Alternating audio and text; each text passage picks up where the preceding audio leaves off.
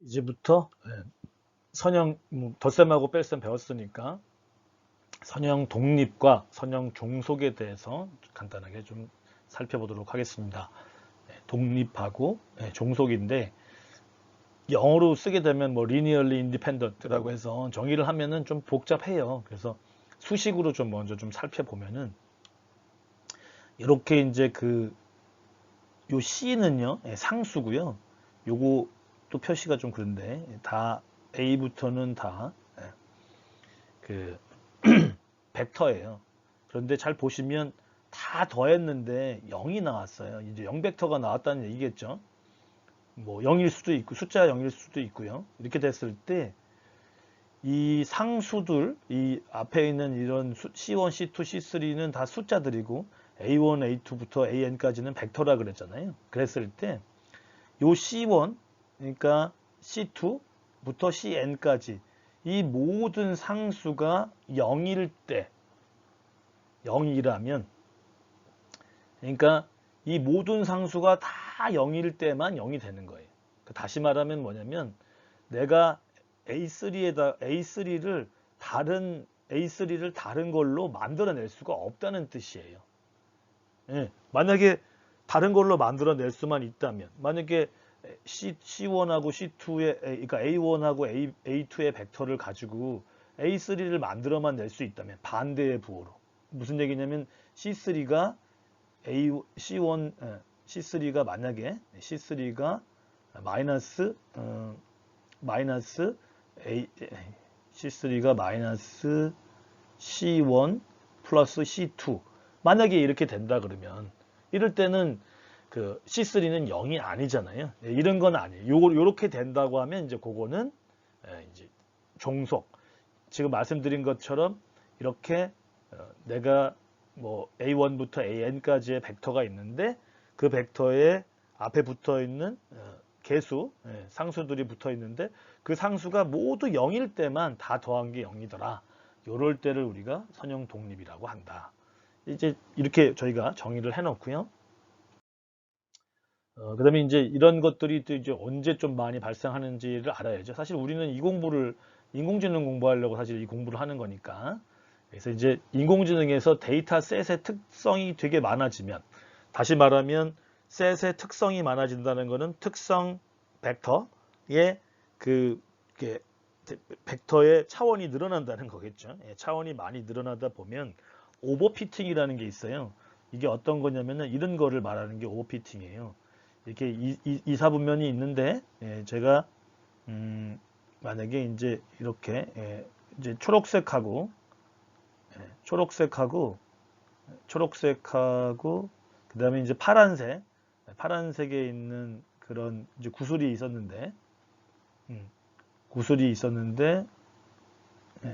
이걸 좀 나눠봐라 좀 분리를 좀 시켜봐라 이렇게 얘기할 수 있잖아요. 그러면 이런 경우에는 그냥 직선으로 놓으면 대략 한 이 정도. 이거 좀 되게 잘 놔뒀네요. 이 정도 이렇게 직선으로 물론 파란색이 넘어오긴 했지만 이 정도 그러니까 이게 지금 피팅할 때는 직선밖에 안 돼요. 뭐 곡선은 아니고 이렇게 되는데 이건 이제 조금 어떤 특성들이 좀 잘 나눠져서 이렇게 되는데 특성이 많아지면 어떤 경우가 많이 생기냐면은 이런데 이제 막 그 초록 색깔들이 들어가게 돼요. 그러면은 오버피팅이라는 게 뭐냐면 이게 아무래도 이제 인공지능이다 보니까 피팅을 하라 그러면 이렇게 되는 거예요. 앞서 말씀드린 대로 이게 이렇게 그 직선으로 안 되고 이런 식으로 막 곡선이 돼가지고 되는데 이제 이게 오버되어 있다. 피팅이 오버됐다라는 것들이거든요. 이런 거 했을 때 이제 아까 말씀드린 대로 차원의 저주라는 말이 나오는데 차원의 저주라고 됐잖아요. 그러니까 데이터 특성, 인공지능의 데이터 특성이 많아졌다. 벡터의 차원이 늘어난 거예요. 벡터의 차원이 늘어났다. 그 앞서 말씀드렸듯이 뭐 연봉도 있었었고 이직도 있었었고 그런 어떤 특성을 나타내는 종류가 굉장히 많이 늘어나고 있다는 거예요. 그러니까 그게 많이 늘어났다고 꼭 좋은 건 아니라는 걸 여러분들이 이 기회를 통해서 아셔야 되는 거죠. 나는 뭔가를 잘 분류해내기, 클러스터링 하기 위해서 굉장히 다양한 정보를 줬다고 생각했는데 오히려 그 정보 때문에 오버피팅이 많이 발생할 수도 있어요. 그래서 이제 차원의 저주라고 하는데 이럴 때 PCA라고 하는 방식을 써요. PCA라고 Principal Component Analysis라는 방식이 있는데 여기 이제 특성 추출해내는 방식인데 이거 어떻게 추출할 거냐면은 원본, 제일 원래 원본이라고 하는 게 있겠죠. 원본의 특성, 원초적인 어떤 특성들을 잘 조합해 가지고 새로운 특성을 이렇게 우리가 만들어내요. 그러니까 아까도 보면은 그 어떤 벡터 2개 이렇게 주어진다 그랬잖아요.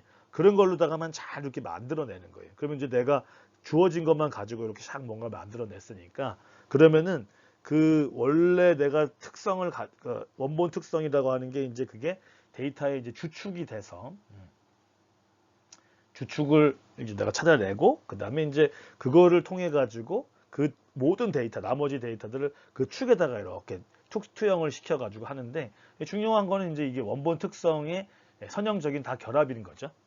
앞서 말씀드린 대로 원본 특성을 잘 이용하는 거니까 내가 이제 원본의 특성 몇 개를 가지고 거기 이제 모든 데이터를 다 투영시켜 가지고 적절하게 내가 가지고 있는 2개, 뭐 3개, 뭐 이런 것들을 가지고 새로운 어떤 특성을 만들어내는 거예요. 임의적으로 어떻게 보면은 그러다 보니까 원본을 가지고 다른 것들을 만들어냈잖아요. 자꾸만. 요럴 때는 이제 아까 뭐라 그랬었어요. 요럴 때는 내가 새롭게 만들어져 있는 그 벡터가 원래 내가 원본의 특성을 가지고 있다는 거를 가지고 만들었으니까 그 원본 특성을 가진 벡터의 종속적인 관계가 되죠. 그래서 이제 이렇게 데이터 특성 간의 관계가 선형 종속 관계가 성립이 되는데 그때 이제 우리가 특성 추출을 잘 해서 이제 오버피팅을 좀 더 줄일 수 있다. 뭐 이렇게 되는 거죠. 그러니까 좀 어느 정도 간격을 두고 이제 분리를 좀 잘 해낼 수 있다. 이렇게 이해하시면 되겠습니다. 선형 독립인지 아닌지 봐라. 뭐 우리가 뭐 선형 독립인지 아닌지를 보는 거는 앞서 말씀드린 대로 요 벡터하고 V 벡터와 W 벡터들을 가지고 우리 새로운 걸 만들 때에 그 요 상수가 C1이랑 C2가 다 0이 나오게 만들 수 있느냐? 예를 들면은 이게 0이다. 그랬을 때 C1, C2가 다 0이냐? 그러면은 무조건 선형 독립입니다. 우리는 지금은 좀 기계적으로 하겠습니다. 그래서 앞서 말씀드린 대로 C1, C2, 그 다음에 이게 0, 0이 됐었을 때 이런 식이 나오겠죠. 그러면 저희가 이 식을 한번 그 앞에 있는 C1을 없애기 위해서 여기다 이제 3을 곱한 거죠. 3을 곱했더니 3C에 그다음에 6C에 0이 돼서 두 개를 뺐더니 10C2가 0이 나온 거죠. C2가 0이 나와서 여기다가 대입을 딱 해보니까 C2가 0인데 C1도 이렇게 대입을 하면 대입을 했더니 C1 따라서 C1도 0. 오, C1도 0, C2도 0. 이렇게 나오면 이제서야 비로소 우리가 얘는 선형 독립이구나 이렇게 알 수 있습니다.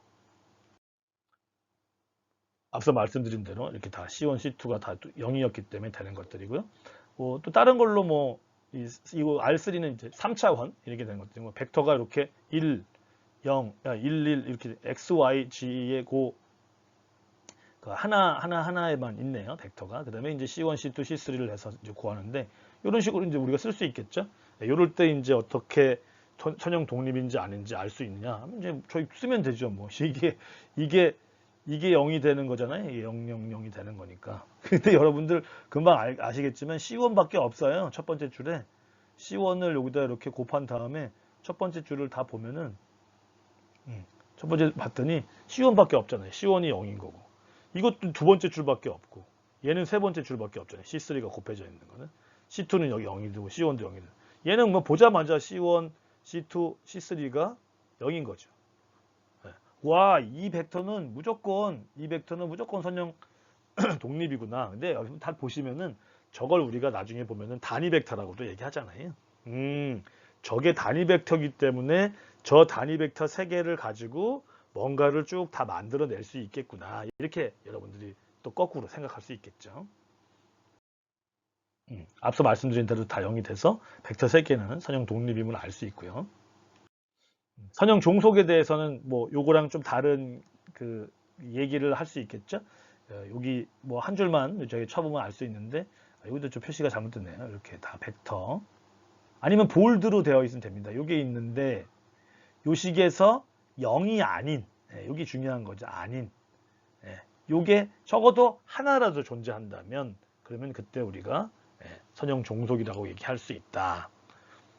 그러니까 결국에는 하는 게 10개의 벡터가 있는데 거기서 하나라도 다른 벡터 몇 개를 가지고 만들어낼 수만 있으면 그러면 바로 그거는 이제 선형 종속이라고 저희가 얘기할 수 있겠습니다. 이제 그 선형 종속에 대해서 한번 예를 한번 들어봅시다. 여기 조금 틀렸네요. 벡터가 여기 3이 아니고 2, 4, 6, 2. 그러니까 2배가 된 거죠. 2였을 때 4가 되고 여기가 2고요. 2였을 때 4. 그 다음에 6이었을 때 12.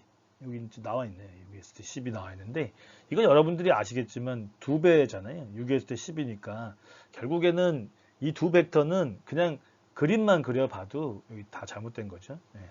그림만 그려봐도 다 동일선상에 있어요. 그러니까 관계가 있는 거죠.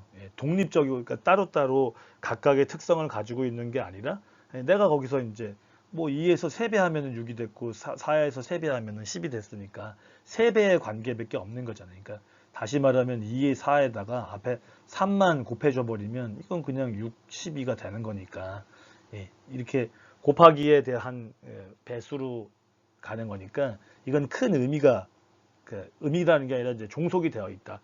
6하고 12가 2하고 4에 이제 종속되어 있다 이렇게 얘기할 수 있고요. 또 마찬가지로 그 여기 만약에 뭐 그 마이너스 2를 곱해버리면은 또 이제 뭐 방향이 반대로 돼서 뭐 점선처럼 이렇게 각각에 대해서 나갈 수 있겠죠. 그죠? 그것들도 마찬가지로 이제 종속이 되는 거니까. 이렇게 종속에 따르면은 종속을 우리가 좀 곰곰이 생각해 보면은 어떤 선상에서 계속 그 둘 중 하나의 연장선상에 있는 그런 내용이다라고 우리가 알 수 있겠습니다. 그 다음에 또 하나는 이제 다른 예제로다 3, 4, 5, 3, 8, 7인데 이것도 그 원래는 이제 뭐 C1, C2, C3를 적어가지고 다 할 수도 있고요. 그렇게 안 해도 금방 또 알 수 있는 게 있어요. 여기 이제 저희가 그 예제를 통해서 알고 싶은 거니까 잘 보면은 3, 5 더해버리면 8이고 4에다가 3 더하니까 7 나왔잖아요. 그러니까 이 두 개로다가 이 하나를 만들어낼 수 있는 거죠. 이렇게 되면은 아까 말씀드렸잖아요. 종속이 되는 거죠.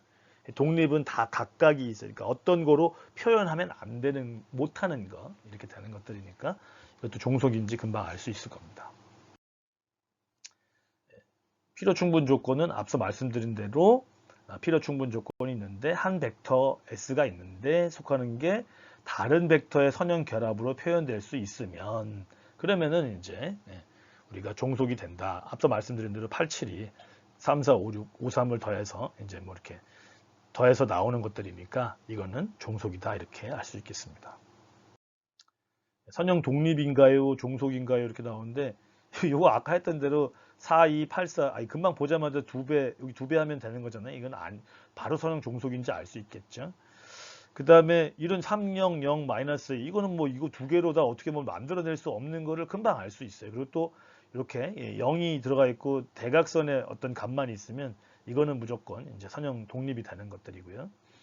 이거는 선형 독립인가요? 종속인가요? 봤더니 아까랑 좀 다르게 앞에서 뒤를 빼니까 2가 나왔네요. 5, 3 빼니까 2, 7에서 2 빼니까 5. 이거는 만약에 얘를 뭐 A1, A1, 뭐 A라고 치죠. 만약에 이제 우리가 벡터를 A 벡터, 5, 7을 A 벡터, B 벡터, C 벡터라고 하면은 A 빼기 B가 이제 C 벡터가 나오니까 이런 관계가 되면 저희 이제 종속이라고 바로 알 수 있었죠.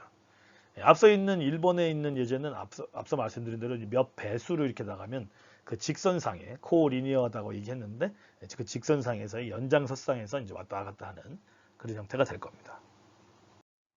두 번째, 세 번째는 마찬가지로 그 좌표로다가 빼버리면은 아까 5, 7에서 그 다음에 3, 2니까 5, 7에서 3이니까 빼기에서 이제 빼는 방향에서 빼려고 하는 수에서 이제 빼는 숫자에다가 방향으로 가면 되니까 이렇게 파란색으로 2, 5가 가능한 거니까 두 개를 가지고 5, 7하고 3, 2를 가지고 생성이 2, 5가 되기 때문에 이건 종속이라고 얘기할 수 있겠습니다. 얘는 뭐 코리니어도 안 하죠. 완전히 90도의 관계로 일단 아예 되어 있으니까 결합으로 생성이 되지 않기 때문에 얘는 선형 독립이다. 그러니까 다시 보면은 이제 조금 이해되시죠? 선형 종속은 이 선상, 코리니어하다는 어떤 선상에 놓여서 그 선상에서 이제 어떤 값들이 왔다 갔다 이렇게 선상에서 이제 움직인다고 보면 되고, 또 하나는 결합, 더하기나 혹은 빼기로 결합돼서 벡터가 만들어지느냐. 이렇게 되면은 선형 종속이다. 이렇게 아실 수 있겠습니다.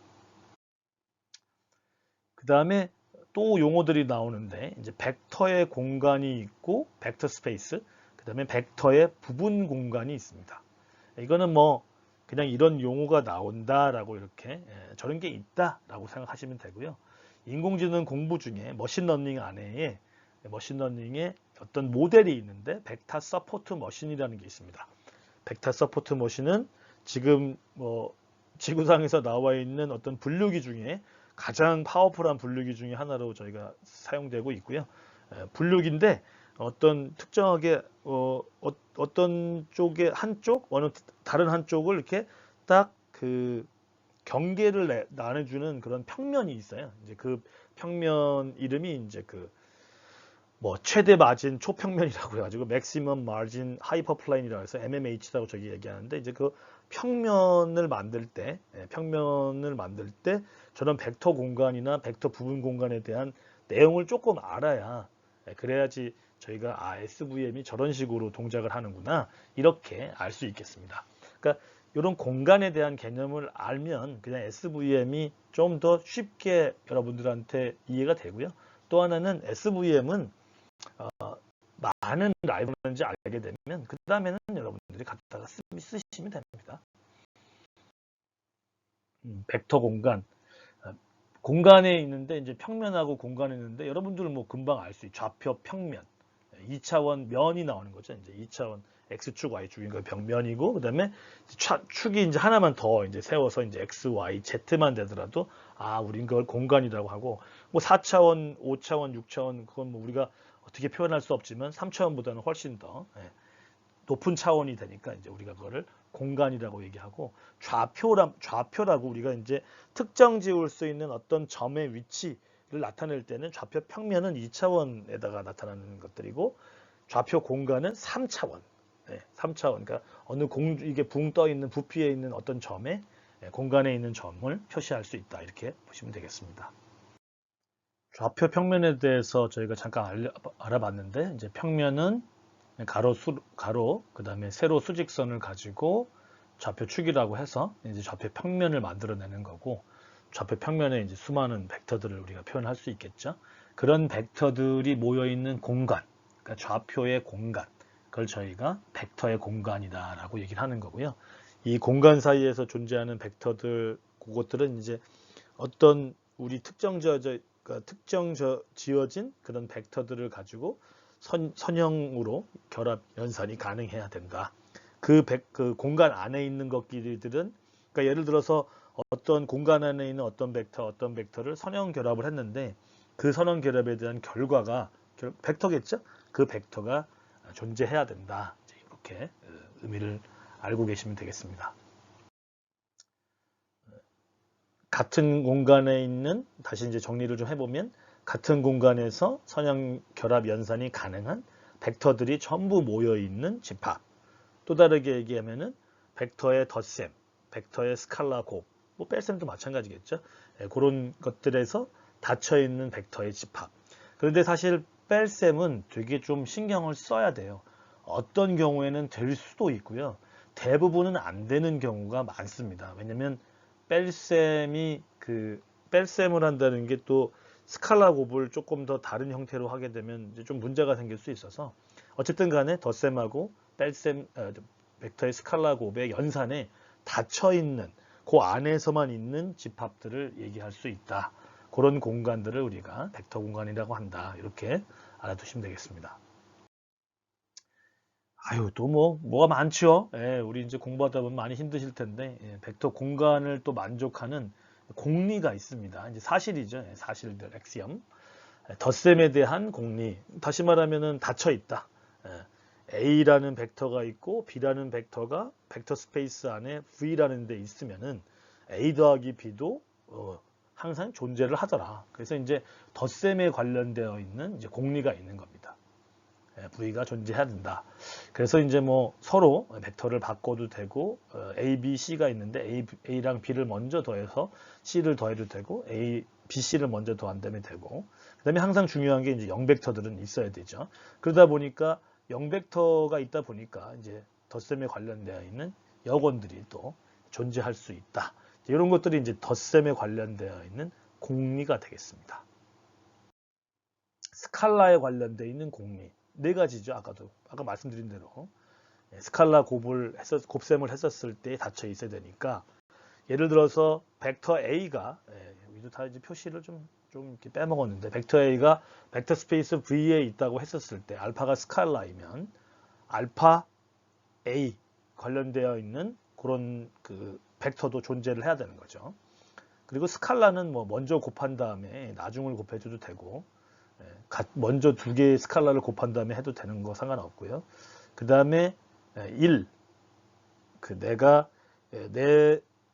자기 자신에다가 1을 곱하게 되면은 자기 자신이 나오는 그런 것들이 되고 각 벡터가 두 개 있는데 괄호 밖에 있는 알파가 스칼라가 있다 그러면 이제 분배의 법칙이 되는 것들이고 또 스칼라 두 개가 괄호에 돼 있으면 이제 또 벡터 하나하나에 분배를 할 수 있는 이제 그런 형태가 된다. 그래서 앞에 덧셈에 대한 공리, 스칼라에 대한 공리해서 두 가지가 존재한다고 볼 수 있겠습니다.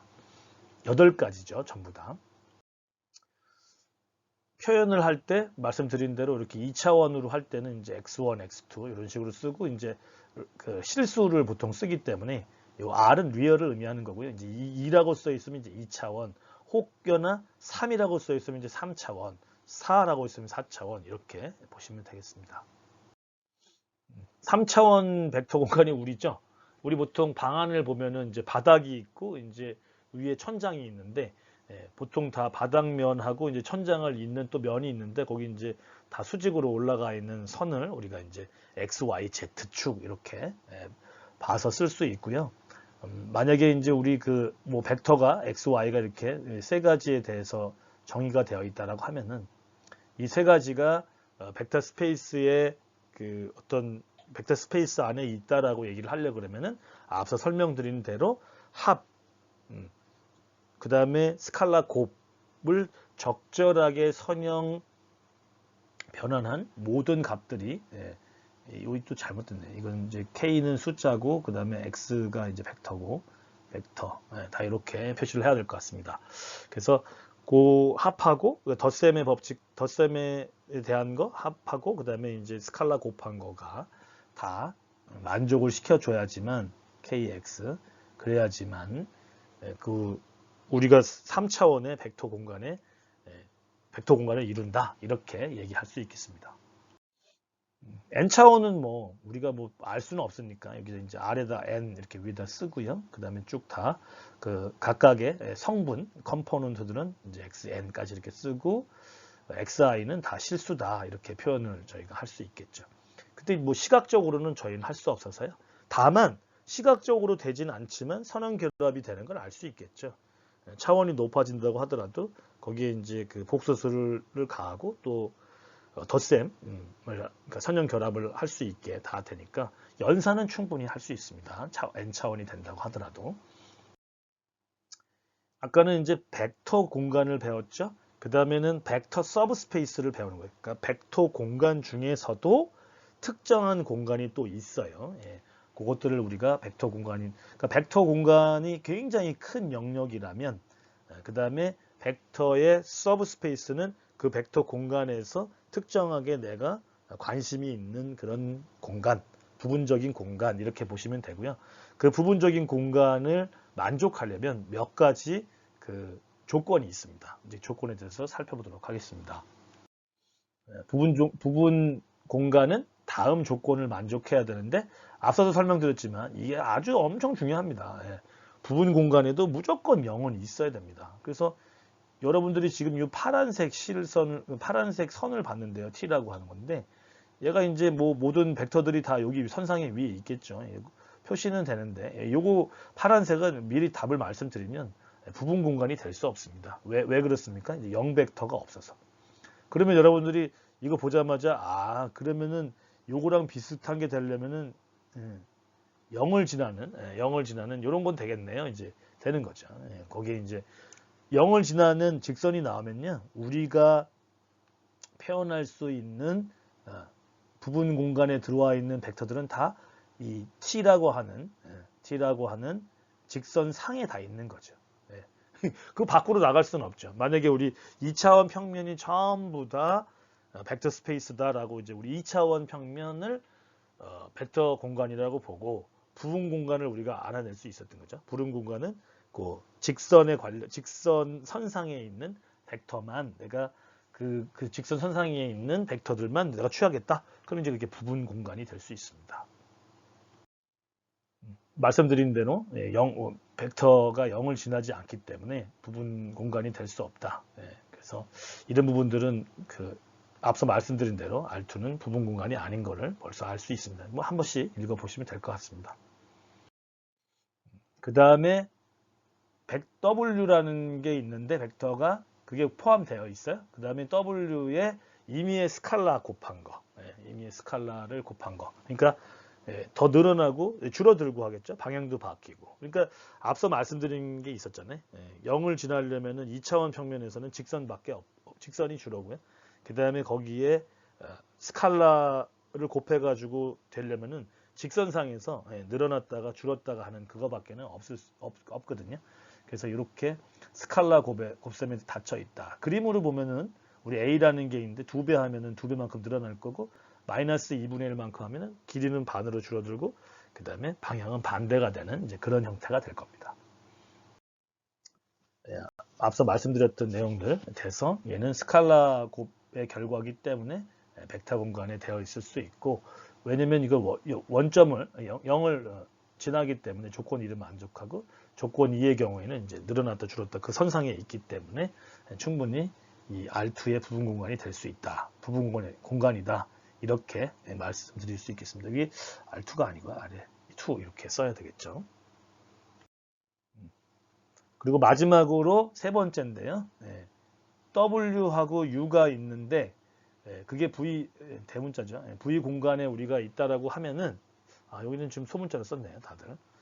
그 V라고 하는 공간에 포함되어 있다라고 하면은 그 두 개를 더한 것도 그 V 공간에 있어야 된다. 앞서 말씀드린 대로 덧셈에 대해서 닫혀 있어야 된다라고 말씀드렸죠. 그러니까 스칼라도 만족해야 되고 또 내가 가지고 있는 만약에 어떤 그 0벡터도 포함을 해야 되고 내가 가지고 있는 벡터가 뭐 A라는 벡터가 있고 B라는 벡터가 있는데 그 두 개 더한 A 벡터 더하기 B 벡터를 더한 C 벡터가 꼭 그 V 안에 공간에 포함되면은 그 세 가지만 만족을 하게 되면 우리는 그거를 벡터의 부분 공간이다라고 말할 수 있겠습니다.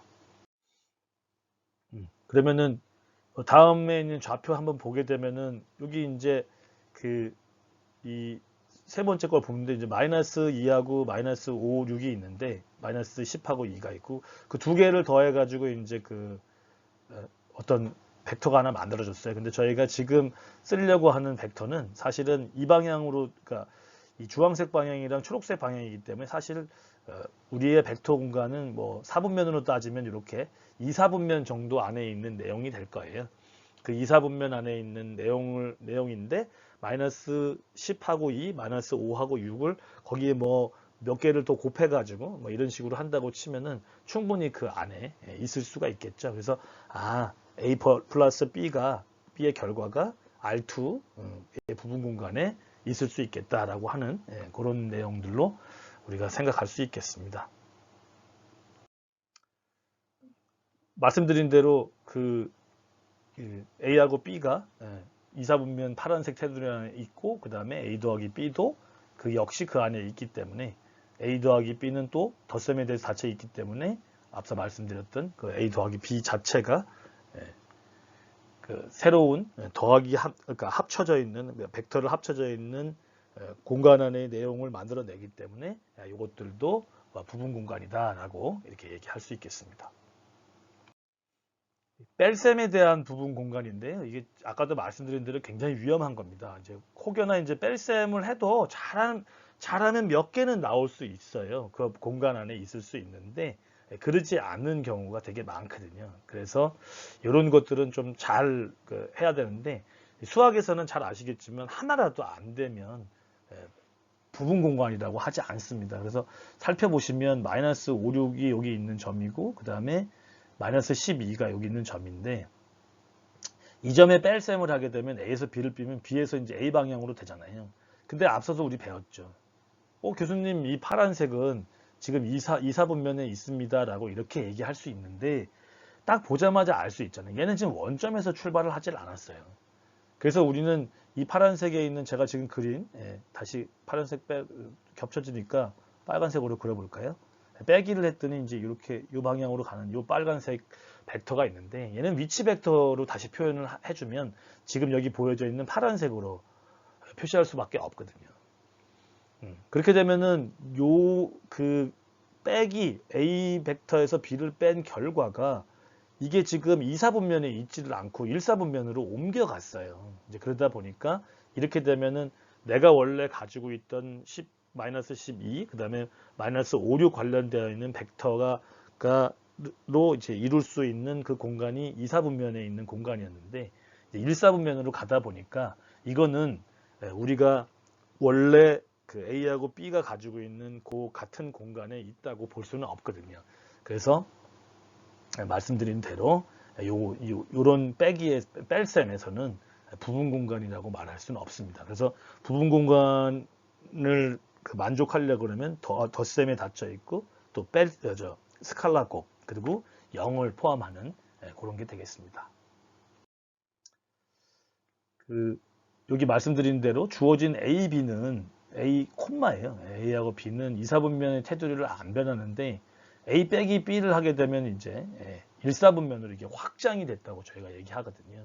그러면 이제 두 벡터의 뺄셈에서는 닫혀 있지 않기 때문에 벡터의 공간 R2의 부분 공간으로 저희가 볼 수는 없습니다.